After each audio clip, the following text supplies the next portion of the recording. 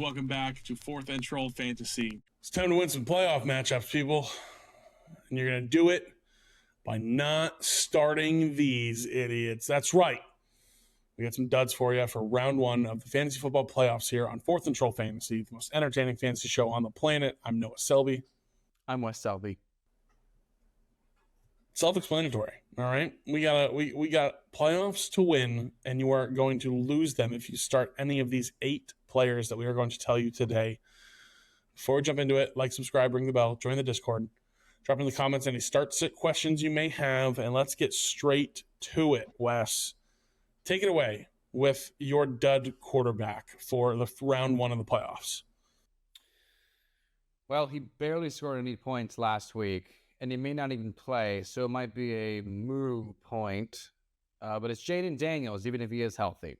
I just don't think this is his season. Next year, we'll see where he is. We'll see where we want to rank him with his rushing upside. But this Commanders team is just kind of falling apart, and he is banged up. And even if he does still want to play, I don't think he is worth playing in the fantasy playoffs. There are too many risk factors.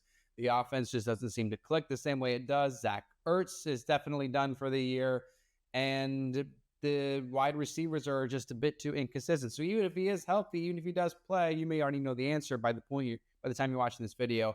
I'm still staying away from Jayden Daniels for the rest of the season. I mean, there's only 3 more games to go anyway, so it's just not the Jayden Daniels year. We'll try it again next season. We'll see if he's looking better. We can go there, but it's just pretty much no more Jayden Daniels, and you can drop him unless you disagree, Noah. I think you can just drop Jayden Daniels, just move on. And no, you can drop him. I picked him up in a couple leagues where I saw him available when it was announced he was going to be playing.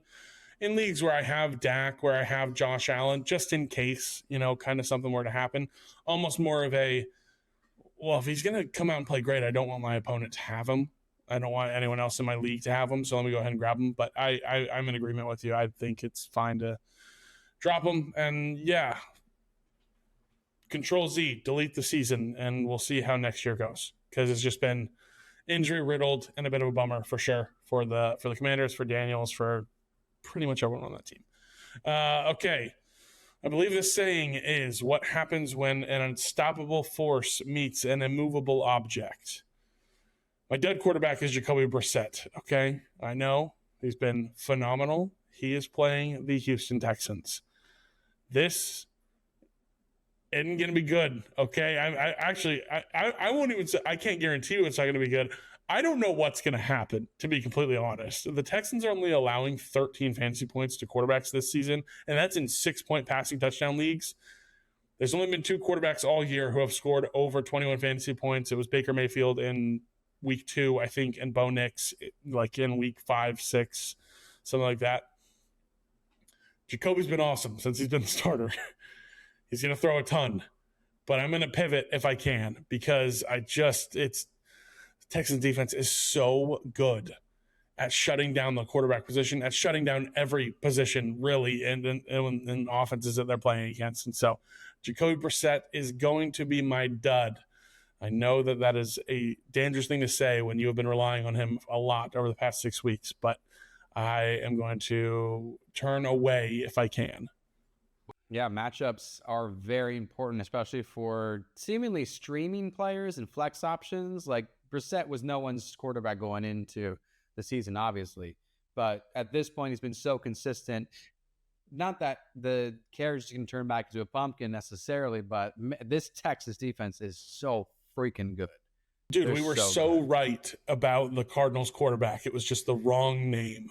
It was the wrong. It was just guy. the wrong name. That was it. We knew the Cardinals quarterback was going to be great with the amount of weapons that they had and how good they were going to be. It's just the wrong guy. Still number 1. Yeah. Heck. All right. Dud running backs for the first round of playoffs. My dud is going to be Kareem Hunt. He's been solid the last month of football. Looking at his numbers, full PPR, 13 points, 20 points. In the last 2 weeks, back-to-back 9-point performances. And yes, he is getting the rock double-digit times, but he is not getting the football enough because the Chiefs are not who they have been, and it's evident. And I really feel like Rashee Rice, I'm a little nervous what he might do against this next opponent, which is the Chargers. That's also my big concern for Kareem Hunt. This Chiefs offense, I think we saw it in prime time. They're just not who they used to be. And I still think that Patrick Mahomes, you just start Mahomes. He's the QB. He's top 3 based on your format. And then Rashee Rice has been unbelievable since he's come back. But even he has had some difficulty against a good team like the Texas defense that we just saw. And I think the same is going to happen with the Chargers for Kareem Hunt. I'm worried about the Chiefs for our fantasy playoffs as they try to make real NFL playoffs. And Kareem Hunt is fine. He's serviceable. But there are still a number of options that I'd rather go for the ceiling play that I'd start over Kareem Hunt. Kyle Monangai is still a guy that I'd rather start over Kareem Hunt for this upcoming week. So he is my dud. Yeah, it's been rough goings for the Chiefs this season, and we guess we'll see if they can figure it out. But my dud running back for round 1 of the fantasy playoffs is a first-round pick for fantasy leagues and in the NFL. It's Ashton Jeanty. Okay, he is going up against Philadelphia Eagles. Turns out, when you're a bad team with a high draft pick, the generational running back talent doesn't really matter. Doesn't really matter to the success of your team. It doesn't. We saw it with Bijan. Maybe year 2 or year 3 we'll get the year for Ashton Jeanty, but it is not year 1. The O-line is really bad. The offense can't function. It might not even be Geno Smith. He's dealing with an injury, and it's against Philly, which is a very strong defense. So Jeanty is a guy that I've had to look at, especially in a couple dynasty leagues and playoff matchups, and go, I don't know if that is somebody I want to rely on. I think a real situation that I'm dealing with is I'm pivoting to the likes of Jawan Jennings or Jacoby Myers over Ashton Jeanty in round 1 of the playoffs in my dynasty league. And so it's been a tough go and not exciting for sure. So he is my dud running back. I would get him out of your lineup if I could.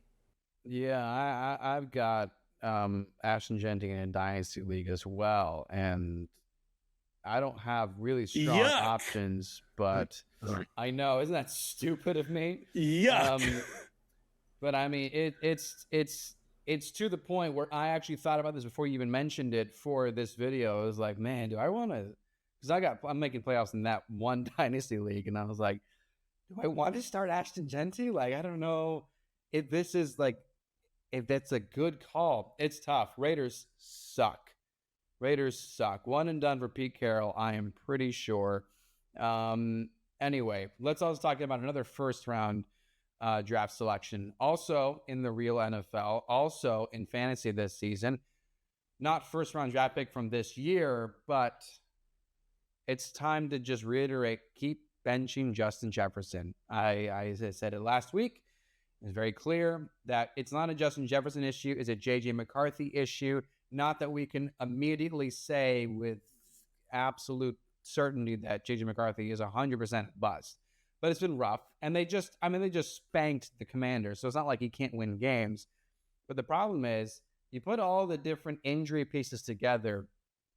McCarthy misses his entire rookie season with a torn meniscus. And then he comes back in this offseason. And then Justin Jefferson misses the entire training camp with a hamstring injury. And now JJ McCarthy has missed 6 games with different injuries. And it's no wonder they can't get things going. And so I know if any time was for Justin Jefferson to bounce back, it'd be this week against the Dallas Cowboys. I understand. They play in the worst defense against the pass. They allow the most points to wide receivers, but you still just have to keep Justin Jefferson on the bench. And let me tell you, I'm speaking from experience because I made playoffs because I benched Justin Jefferson. Now, to toot my horn, I have Puka Nacua and George Pickens and Rashee Rice. It was a pretty easy decision for me to be able to do that, but I only won by like 10 to 15 points for some of these. And that kind of decision, that's how many more points those other wide receivers are scoring that Justin Jefferson in 15 total yards the last 2 games combined. So it's where we are. You got to bench Justin Jefferson. It's not his fault, but I can't imagine him being in the starting lineup for the rest of the fantasy season, to be honest. Yeah, it's not been good. And I don't know who you're talking about. Some JJ McCarthy guy. Are you talking 9? Is that you're talking 9? Dude, I'm talking about 9, dude. I'm talking about 9? 9. Let's go, dude. 9. 9. He almost threw 2,500 passing yards in college. Wow. He almost did that. Dude, it's Kevin O'Connell. You're supposed to fix him. What happened? He can't be fixed. I know he fixed It's terrible. Yeah. He clearly fixed Daniel Jones. They were on the same team last year. Yeah. All right, my dead wide receiver, another guy who's been in a lot of lineups all season long, and is a guy that I'm benching. I have to. Emeka Egbuka. Okay, it's one game of double-digit points since week 6. One. And it's terrible. It's been terrible. It has been so bad. He dropped a wide open touchdown this past week, and I know that's not necessarily, well, that would have fixed it. He had 9 targets. He caught 2 passes. Like it's been what a letdown. Like this has been terrible. He started so hot, and it's just been awful. They should be getting Mike Evans back, which could take those target counts from 9 to 5, from 5, 4. To be honest, I hope getting Mike Evans back helps him. Maybe he doesn't have to be the wide receiver 1. Like, I hope that's a benefit to him, but it's too much of a risk in round 1 of the playoffs for a guy who has had 1 double-digit point game in his last 8-9 games. It's just too much of a risk. You cannot play Emeka Egbuka in round 1 of the playoffs. Yeah, and it's such a shame because he started out so freaking hot that he was a player that you and I had as a my guy. I mean, we were going in to the season posting videos about how excited we were for Egbuka, and right out the gate he was flying, and then it just stopped. It just came to a crashing halt, and it's so disappointing. So maybe it is Mike Evans. It's kind of like with George Pickens. Like, he's really good, but he also needs someone else out there like CeeDee Lamb, like Mike Evans, to get really going. I wish I could explain why. Okay, here's my dud tight end for the week. Here's the waiver wire option that I was thinking people should consider, and I'm not going to start him for this week. It's Darren Waller. He is just not the central point that he was when he came back. Well, when he first started playing for the Dolphins in week 4 or 5 of this year, and then he played a couple of games, and then he got hurt again, and he's back, and he's getting 2 targets, and that's it. However, hold on, Bengals next week, not in this game, but Bengals. So maybe then. But this week, no. Darren Waller is not the league winner you might be seeing on social media or other kind of fantasy football platforms. He is not worth starting. Continue to start whoever else you have in your lineup, and then it's Darren Waller time versus the Bengals, week 15. Exactly. 100%. My dead tight end is Oronde Gadsden. And now we're recording this before Monday Night Football, Chargers versus Eagles. So if he, hopefully doesn't get hurt or anything, or maybe he has a huge game. So I'm not able to use what happens in that game as data here. But he adds fuel to the fire that the Chargers receiving options are impossible to calculate. There's no way to figure it out. It's been way too up and down. He hasn't scored more than 6.1 points in the past 3 weeks, and it's a tough matchup against the Chiefs, who are fighting for their life, who are fighting for a playoff spot. I think there's better options out there on the waiver wire, safer options. I think you would rather go for, somebody who could get you 8 to 10 points versus a guy who has been sub 6 points for 3 straight weeks, kind of deal. So he is my dud for round 1 of the playoffs. That's it. See you back here next week. I mean, hopefully you statistically half of you that are watching this will not be here next week, but still stick around because we're a good time and we're having a lot of fun, and join the Discord as well.